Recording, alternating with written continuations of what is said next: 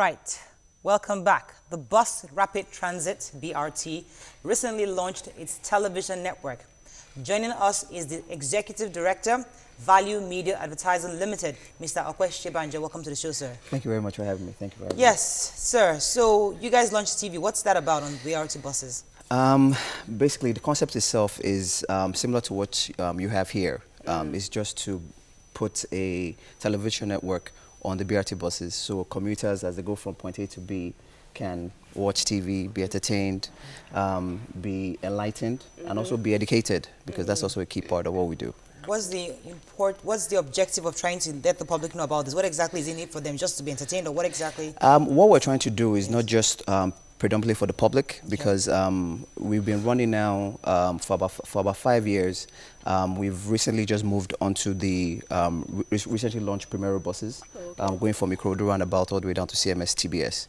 Okay. So what we're actually trying to do is that we're trying to not just enlighten the public, but also let advertisers and people that also want to engage in business on the BRT platform. So your likes of companies, FMCGs and so on and so forth, can use the platform as well to advertise their products and services. And also for small and medium-sized businesses that want to come onto a platform as well that can reach a mass market, because not everybody can afford, huge. Well, how affordable is this rates when you say small and medium-scale businesses? The rates themselves start from as low as 50,000 naira per month for them to come onto the platform. And obviously, depending on your company and what you do and the size of your company, it would, the rates would differ. But like I said, as low as 50,000 naira, and you'll be able to get on, I think, close to about 50 million viewers every month. Okay. Oh, so you're not going on mainstream media anytime soon? Are we going to be watching you on our TV set? Not really, because our objective is to focus predominantly on transit advertising. So if what you see is that the first step is obviously the BRT. We have visions of growing to the trains. What about the aviation sector? And also the aviation sector as well. We don't have that. Yes, also the aviation sector as well is something that we want to do. We've already started talks with a number of airlines to see if it's something that we can manage their in-flight entertainment systems, and also, like I said, bring in that entertainment factor and educational factor onto it as well. A lot of people see media as just pushing and making money. I see that BRT buses are used by a lot of grassroots people. Yes. And I think that your platform can be an opportunity to educate people in terms of CSR, as a CSR, pay your taxes, not even just that, how to access good healthcare, keeping the environment clean, against domestic abuse. Are you using your platform to do that as it is right now? Currently. Yes, we actually are. We're working with a number of NGOs as well as other companies to show, which is what I said in the beginning, not just to entertain but to educate and to also pass on information. Domestic abuse, I love the fact that you mentioned that. It's something that we actually push out as well. So, and we're not trying to do it in a message. We're trying to do it actually in an entertainment way. So it could be like a 5-minute video of a drama, so to speak. You're doing that? Yes, yes. So now, if someone has that kind of a content, yes, is the person going to still pay, because it's more of like a CSR thing? It depends on, like I said, it depends on the company as well. We've actually been approached by the Lagos State Domestic Abuse. Yeah. I can't remember the full. DSR. Yes. Yeah. And we've already spoken to them, and that is on a CSR level. We've told them already, once they have the content and they're willing to push out on the platform, they should give it to us and push it out. So today, right now, we're speaking to potential advertisers to come and advertise on the bus, number one. We're also speaking to potential those who are going to use the buses, to know that they would get, to encourage those maybe car users like Jumake, to also use the buses, because you get information, additional information in the buses. And it's also convenient as well and cheaper. You have a situation now where the Primero buses that have been launched, that were launched in November, are air conditioned. They're clean. Those are the blue ones, right? Those are the blue ones, yes. Okay. The air conditioned, they're clean. Those are the ones that our screens are on as well. Okay. The air conditions, they're always clean. Are they overloaded? No. Overcrowding is because they're being regulated by LAMATA, and LAMATA tries as much as possible to regulate in a standard that there isn't overcrowding, there isn't that much standing. We know about motorways and how people used to stand and actually hang on Sure. One of the things that car users are not encouraged to follow the BRT or these buses because of the easy way of payment, looking for change. How is it easy? Do you have those monthly passes that you can just have a monthly pass and just go at bottom of the bus, or is it automated, or how do you do it? Well, they actually have an e-payment system on all the buses, on all 434 buses. They work like an Oyster card, like they use in England. So you just basically tap in and you go really? in. Right now, we started with that in November. There were some issues technically. I know that they're in process of revamping the entire system, and I think before the end of the year, hopefully by November, December, you have a full and a more robust system. You still have people queue for payment. So so when I have my own card, can I just, is there so you don't need to queue. Yeah, exactly. You don't need to queue, because majority of people that are queuing are waiting to pay. Exactly. So you just go. It's better you get the e-payment system. Yeah. On the funny side, so if I get entertained, I forget my bus stop. Which happens a lot, by the way. Another side, if I'm a producer of short skits, would you pay me for my content? Right now, you would actually pay us to show because content is so huge right now. There's so many people producing content. So many people. Just go to YouTube. You see so many videos on every topic that you're looking for. Generally, you guys are just into making money. Anything, we have the eyeballs, 15 million. Come and pay us, we'll give you the eyeballs. I guess we've rounded up the message today. I think, is there anything else you want to talk to viewers about? No, just in case if they do want to try to get in touch with us, they should just send us an email, info@valuemedia.com.ng. info@valuemedia.com.ng. And they'll get us information, and we're an open platform and we're ready for business. So your view can still air on the... No, you can't. Your view can, because it's 1 hour show. There's just 20 minutes. It doesn't matter. We can work on a package. All right. We can work show hot topic different. Let's talk different. I will not believe the bus again. Thank you very much. Thank you very much for having me. Thank you. That's all we can take on this segment. When we come back, we have a special guest in the house. Stay with us, we'll be right back.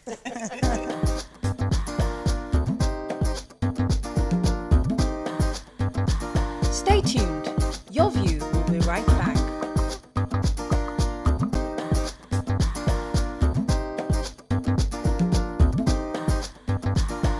Welcome back to Your View.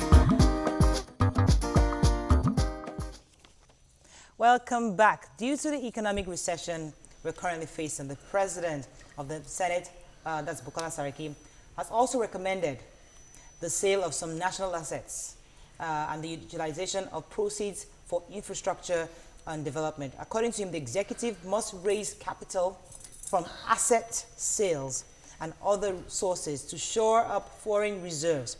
This will calm investors actually, and discourage currency speculation and stabilize the economy. What do you think? Is selling our national assets the way to go? Joining us is the CEO and publisher of Ovation Magazine and a former presidential aspirant and candidate, Mr. Dele Momodu. Welcome to the show, sir. Thank you. Good morning. Good to have you. You can call us on 070-806-68014. You can tweet to us at TVC Connect. Please hashtag YourViewTVC so we can read your tweets. Sir, welcome to the show again. Thank you to have you for on. inviting me. Yes, so you've been hearing the call for the sale of the national assets. Aliko Dangote endorsed it. Our Senate President has endorsed it. Quite a number of people, but of course, Labour is saying, no way. What's your position on this sale of the possible sale of assets? Well, I think all these suggestions are coming out of deep frustration with the inertia, if I can put it that way, the lack of movement. We're just there, stagnant. Salaries cannot be paid, no infrastructure being developed. We're just there as if we are in the Stone Age. And of course, a lot of people are worried that how do we move forward? And so one of the suggestions is that we should go and sell what we have, what the Yorubas will call akutilator. I was with him. I knew you were going to throw what you know, and damn.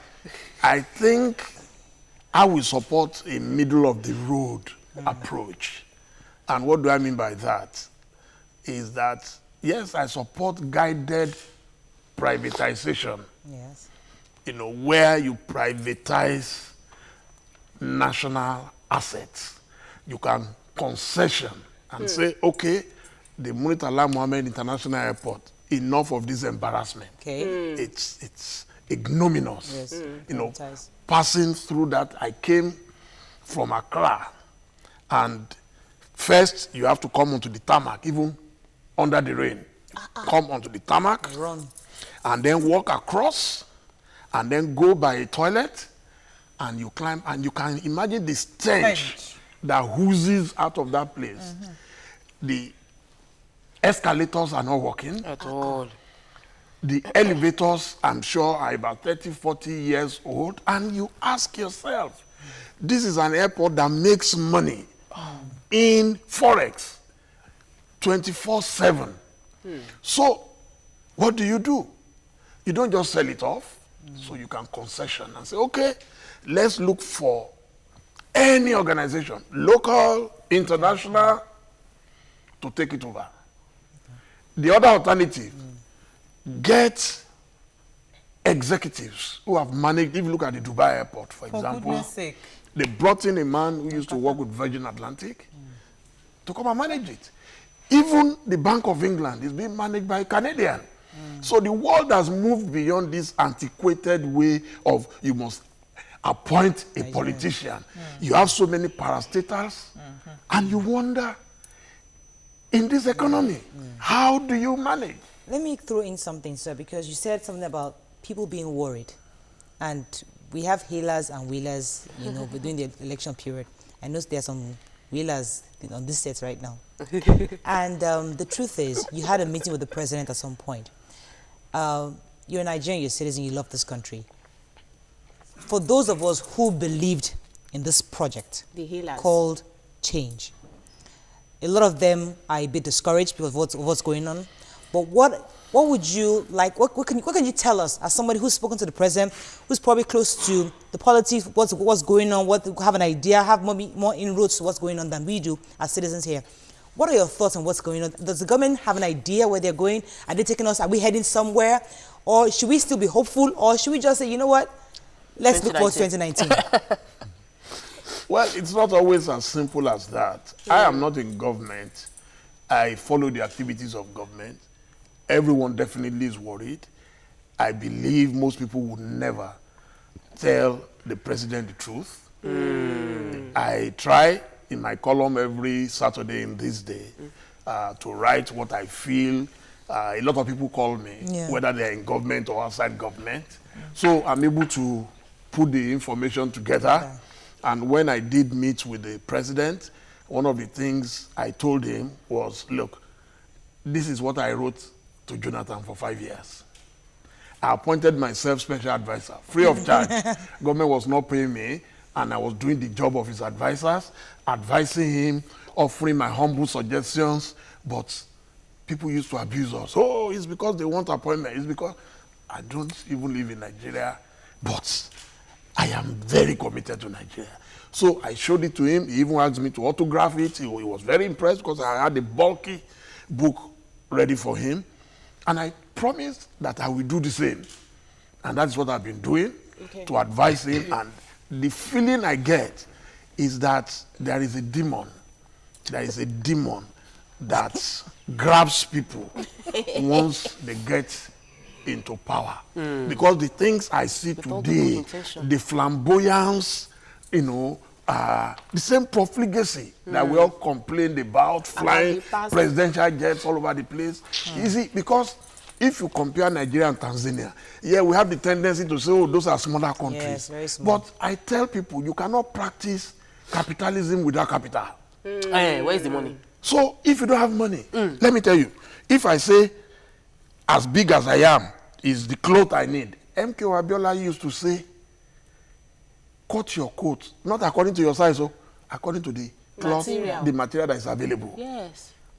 Nigeria right now, until we do that, if you like, sell all the national assets. Didn't we sell the Akpo village to the legislators? So today, new legislators, when they go to Abuja, they have to look for houses. So why didn't we preserve that? So that as you move out, Somebody else moves somebody now crisis to rent a place in Abuja. Crazy, very expensive. But sir, you see the issue of the sale of property, people are saying that the same politicians that looted Nigeria, quote unquote, are the same ones that would use our money to buy our own assets. Are you of that school of thought? Also, like you've already mentioned, we should actually might consider concessioning some of these things. Do you trust the system on ground to do a good job of this concession? It depends on the man at the top. We give a lot of excuses and blames in Nigeria. And I've lived in other parts of Africa. I don't even compare us to Europe or America. In Ghana, if you see what they are doing at the airport right now, the cargo section now has been rebuilt by Swiss Port. So what you have there is of world standard. So you can bring in, that's why I said, you can bring in international organizations. They will fund certain things and they will maintain it, and you agree on how you share the proceeds. So if Swiss Port, for example, takes over our airport, you can say, okay, government will receive 40%, Swiss Port will take 60%, and you will have it for the next 25 years. Yes. That is okay. So the asset is still there. You have not sold anything. But this concession happened with Nigerian Airways, and Richard Branson told us he had to walk away because of the corruption. That was not, they sold it to him, and what they sold to him was more of a liability. And on top of that, you know, they will never let him rest. The level of corruption was so abysmal that the man, in frustration, also sold it and walked away to Jimoh Ibrahim. And then he too faced his own frustration, and everything closed down, collapsed. Daily, compare NITEL and NEPA. NEPA was privatized. The people who have bought into NEPA are able to fund and manage the resource. NITEL is comatose now, but we had a deregulation of some sorts. Private people came in, NITEL lost the monopoly, and so they were all enjoying, you know, mobile phones up and about. So how should we go about the national asset concession, as you put it, rather than sales? Yeah, I mean, just to repeat myself, I believe that we can do a lot of concessioning. If you look at the best airport, I like to give the example of airport because that is the first point of contact with every country. If you look at Murtala Mohammed II, the one by Courtney, you will see that it has some sanity. You will see the cleanliness. You will see the organization. And I don't know why it has taken us so long. Let me pause you there for to do. Let me take this call from Femi from my papa. Are you there? Femi? Yes. Good morning. Please go ahead. See, to me, in my own view, I just believe that our government seems confused. Look at the road to Apapa Port. Apapa Port has become concessioned. The road is terrible. Now, that the same we are diversifying. Could we diversify? But look at that road. If anybody tells you how that road looks bad, a lot of containers fall down every day on that road. Then diversifying from oil to other sorts of income. That road is a nightmare. Containers fall down every day. People cannot patronize those spots. So to me, I just think we are not serious.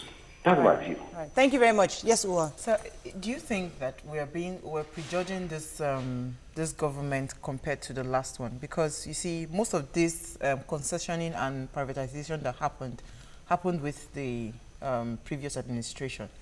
So, for instance, now, if we say we want to privatize things like National Art Theatre, that will start bringing in money, our airports and all that, how do you think we would what should Nigerians look out for as indicators to show that this one now is actually a transparent transaction, since we are dealing with a new government? Most of this privatization that happened in the previous administration. It is not that you cannot sell assets. There are some assets that are moribund and government cannot even manage them. Look at the National Stadium in Surulere, for example. it has become a place for pepper soup joint. That is a national calamity. Embarrassment. You know, and if we had a good league series like they have in England, for example, there is no reason why we cannot have, you know, maybe a football team. If you look at Arsenal, you have the Emirates. Yes. They came, they branded it, and it's called the Emirates Stadium. There's no reason why we can't have that. Is it because it will create employment for our youths? Now we're not training. We do lastminute.com all the time. So when we have a competition tomorrow, that's when we suddenly remember that, oh, who can play table tennis or who can play lawn tennis? Let me take this call from Olawale from Amukoko. Are you there? Good morning, Murayo. Good morning. How are you? Good morning, and good morning, sir.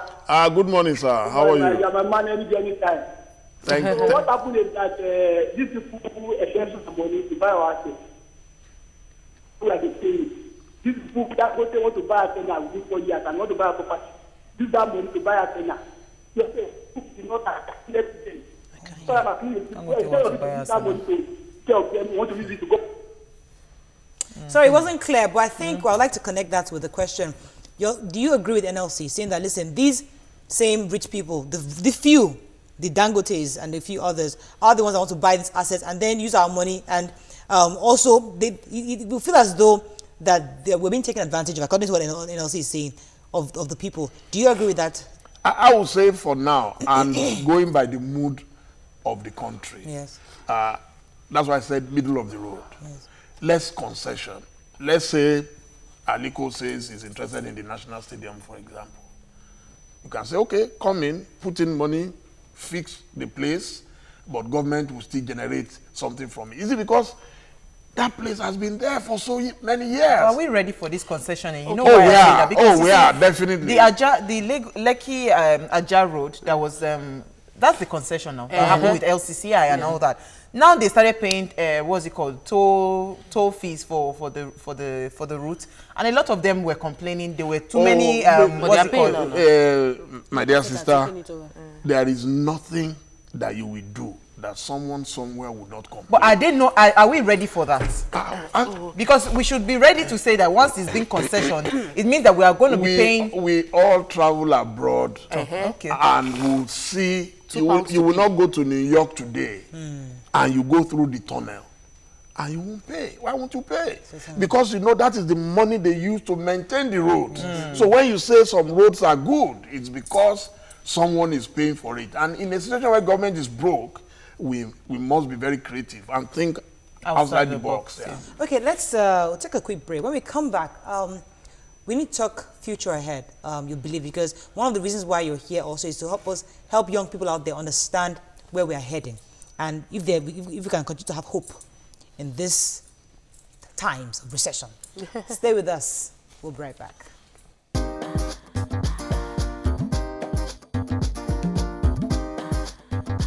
Stay tuned.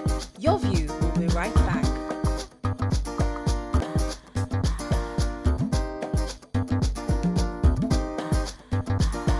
Welcome back to Your View. Welcome back. Now, talking about the demon in the federal government, because the truth is that people see you not just the federal government, all government. in all governments. Okay.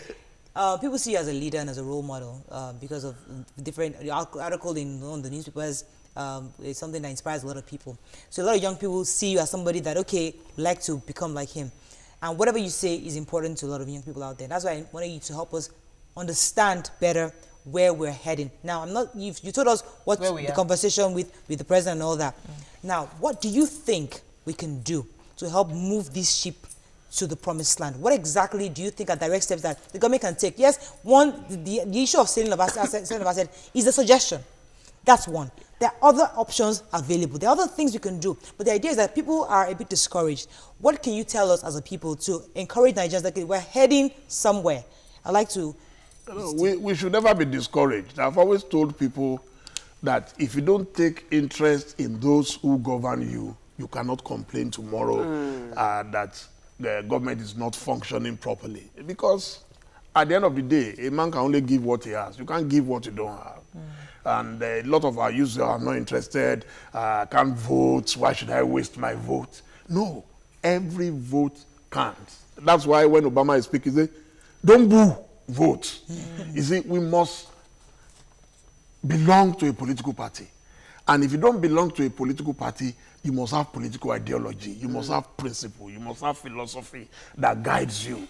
And some of us, right from 1978, when I entered the University of Ife, we've been doing that. There has never been any government in this country that we did not participate in. And to the extent that I decided at the stage that I wanted to because I just felt so frustrated of grumbling and lamenting like Jeremiah and doing nothing about it. We must do something about it. I want to tell you there is hope. Okay. So Buhari may not do everything. He has started well. What do you think is the problem exactly, aside from demons? The problem is that, look, there is no man who can do everything. In fact, the way Chief Abiola used to put it is, acknowledge for man and you're marrying. You see, one man sometimes cannot do the job of four men. Let me pause you, sir. I have a call from Imo State. Nduka, are you there from Owerri? Oh, right there. Good morning, sir. Thanks for calling. Good morning, great women. How are you? Very well. Sir. Good morning, sir. My first time of ever getting to welcome to the show. don't just clap, dance. I have tried and tried and tried. So my contribution is, Yes, if it is possible, we should even sell the whole country. But let's take it in bits. When we are selling, I want us to do what I did with my mechanic. Say, dance for me. Yeah. When we are selling, let us have some conditions attached. You see, I had an old car. My mechanic was so desperate if I could allow him buy the car, that it will help him and his family and all that. I decided to sell that car to him at a giveaway price, but I gave a condition.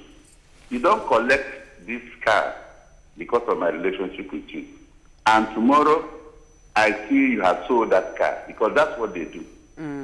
So we wrote it that as long as you are going to use this car, pay me 100,000 naira less. We wrote it that any time I see it with another person, and that's what happened. Under 1 week, he had already resold that car. And in fact, I used police to stop it. And we agreed on our terms. I had to return his money and take my car back. So if you want to sell, let's attach a condition. You will not go selling this property after 1 week, or just take the good things in that enterprise, sell them up and allow it to rot. We must attach to conditions. Thank you very much. Then from what Dere Momodu was saying, yes, I think Nigerians, we get the governments we desire. When it is time for elections, a lot of people will not vote. I will not just go and waste my time. They allow non-criminals to win elections because we won't be there. And again, the other important thing is, I will want a situation where for the next elections, people will be sworn in with native constitutions. You take votes from all the shrines, all the women will come out with their petals. Thank you very much, Indika. Yes, I have a question. You see, obviously you're in for sale of moribund assets. And no, I didn't say that. I said middle of the road. Concession. Yes. And concession. So we've agreed on that count. The National Assembly and the Senate are vital in terms of driving policies and making laws. What advice would you give them? Where should we focus on in terms of laws to revive the economy? What policies do you think we can correct? I know you've been in you live in an African country that seems to be getting it right. What do you think they can do that would steer us? And to add to that, do you agree with those that are saying that we don't even need them? Maybe we should just get rid of them. I would have preferred a parliamentary system, which was operated in the First Republic, but which we jettisoned for the presidential system we have now. The presidential system is too elaborate, it's too ceremonial, it's too flamboyant, and very expensive. Yes, sir. You know, and it makes life difficult for the people. Just imagine how many governors you have, 36. How many commissioners, how many special advisors, then how many members, House of Reps, members, Senate, members, House of Assembly. It's incredible. Can we switch? So it's almost impossible, because tell me, ideally, if we could reduce the states, I won't mind. But even now, some people are canvassing for more states. And I said, how can you hate your country so much? Because if you love your country, you know the solution to the problems, and none of us is ready to sacrifice. That the key word is sacrifice. Look, if you are a businessman, you will know that life is a graph. It goes up and down. I would love to fly a private jet, but if I can't afford it, so be it. If I buy it, the business then suffers. I'm stupid.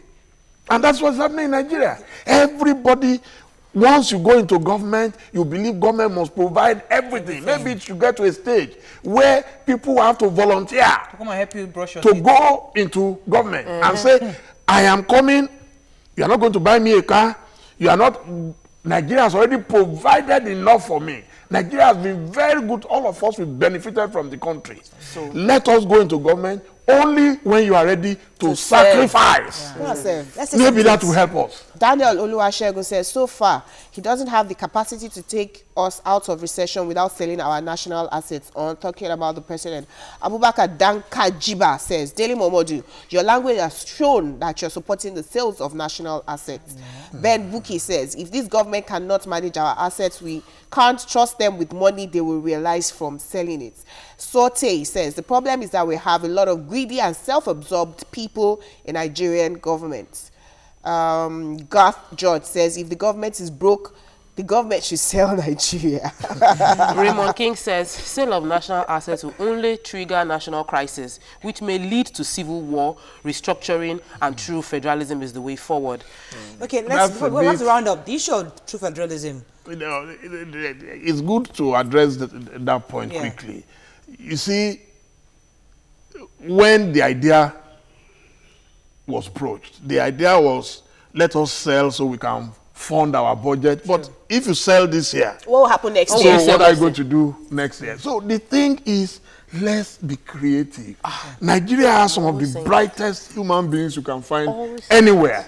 And trust me, if they sit them down, they will come up with a business package that can generate a lot of money instantly, quickly, and we'll be out of this creative thing. Deadwood. Thank you very much, sir. I think it was pretty insightful having you on the show. Thank you so much for inviting me. I'd like to have you again. I have several questions. Well, on a more personal note.